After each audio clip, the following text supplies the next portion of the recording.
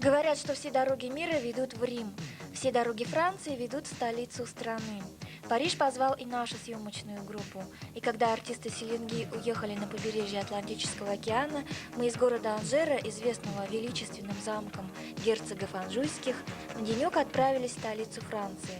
С 1981 года в стране половину железнодорожного транспорта составляют суперскоростные поезда ТЖВ, которые соединяют с Парижем 236 городов страны.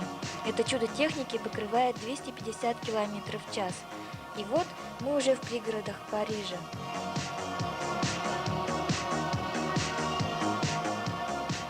Наша землячка Ильза Кирк лихо водит автомобиль по безумным хитросплетениям парижских улиц.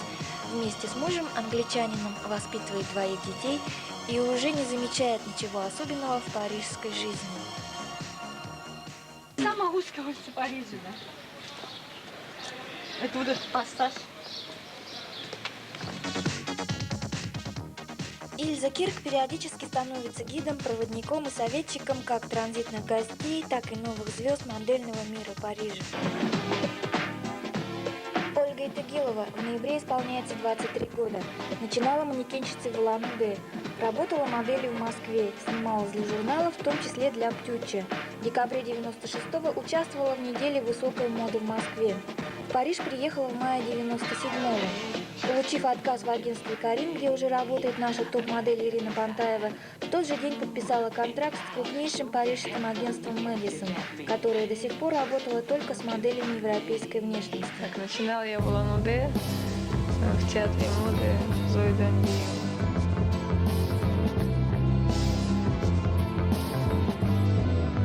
Je t'aime, oh oui je t'aime. Moi non plus.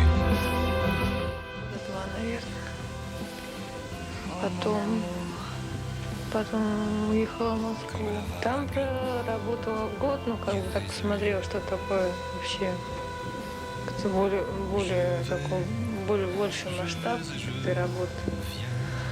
Ну, поработала, вот, считай, год я там была в Москве и уехала в Париж теперь. Даже не так все поэтапно. Я не знаю, я еще даже не помню, откуда мне вообще это взялось. По-моему, тогда еще вот этого бизнеса у нас даже в России сильно не было. Я вот в школе это вообще, там все журналы эти бурда. Постоянно это была моя настольная книга, что-то я там бредила какими-то. Я не знаю, откуда мне это взялось.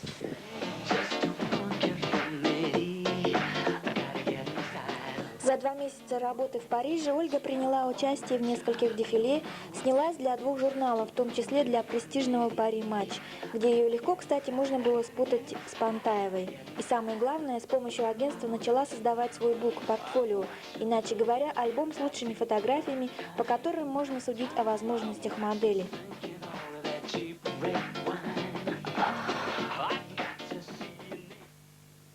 Я открываю журнал, там моя физиономия. Вообще очень хорошо.